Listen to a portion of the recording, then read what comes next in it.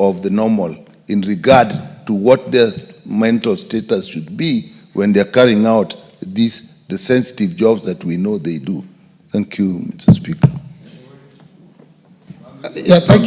Thank you, Mr. Speaker. Mr. Speaker, the CS has actually, on the answer to the issue of police training, he has actually tried to explain that the curriculum promotes both the punitive and adversarial approach towards the public and also a rehabilitative and correctional approach.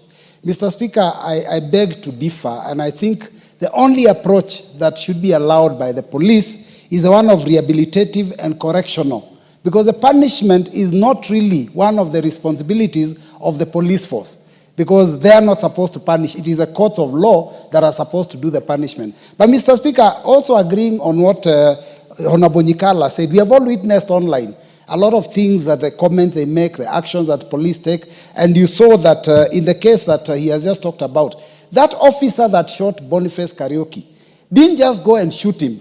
He made several attempts. He took aim several times. He would take aim, then walk away and rethink about it. Took aim about 3 times. Finally decided to shoot. So clearly there was a confusion, or there was something that was probing him. So it's important that these police get help so that they can be able to do this job. I know it's strenuous, Mr. Speaker, it's very stressful. And Mr. Speaker, also many times when things go wrong, we all start blaming the police. And some of them, by the way, are very innocent. I know one shot me, broke my leg. But there are also very many that were also in the same demonstrations that were not acting in the same manner. So I think it's something that they need to go through continuously so that we can ensure that their mental health is stable. Thank you, Mr. Speaker. Yes, Sane. Mr. Speaker, the question by Honorable Nyikala is so specific. Question 1 asks to the CS to clarify whether the National Police Service undertakes psychological and mental health assessments during recruitment, not during the service. I know many things can change, many things are dynamic, but during recruitment, when you are allowing new recruits to join the service, are these assessments really done? I thought he answered that. If he answered, I also doubt that. He did, and I had it. And Honorable Nyikala is normally very meticulous. I can assure you, if it was not answered, he would have raised it. He did. Honorable Mishimbogo. Yeah, thank you, Honorable Speaker. Honorable Speaker, first I want to appreciate the Cabinet Secretary for the many interventions and the programs he has just mentioned in a way of fighting the mental health. And I want to say here that mental health is real.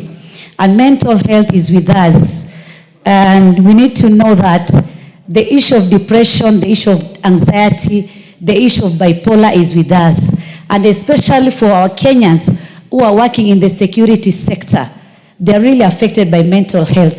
You can imagine those KDF personnel who have been taken to do peacekeeping mission in Somalia and any other country. When they come back, they have trauma, and that is because of the nature of work they've gone to do.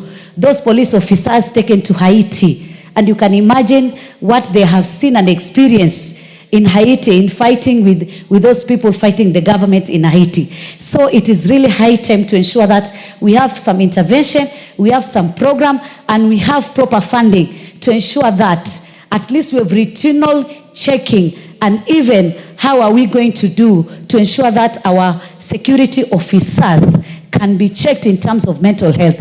And my question would be, is these services or the intervention and the programs, are they devolved maybe in the police headquarters in our counties, or are they devolved also maybe in our sub-counties? Maybe we have some units whereby they deal with wellness, and the issue of wellness can include the mental health intervention. So I just want to know whether we have that, because in our sub-counties we have seen police officers committing suicide, killing their wives, police officers killing their husband, killing the family, and so many other tragedy incidences which we have seen. And this is because of mental health. So I'm just asking the Cabinet Secretary if you have done more intervention to devolve these programs and the intervention so that we ensure we ensure that we fight this mental health. Because today, maybe the public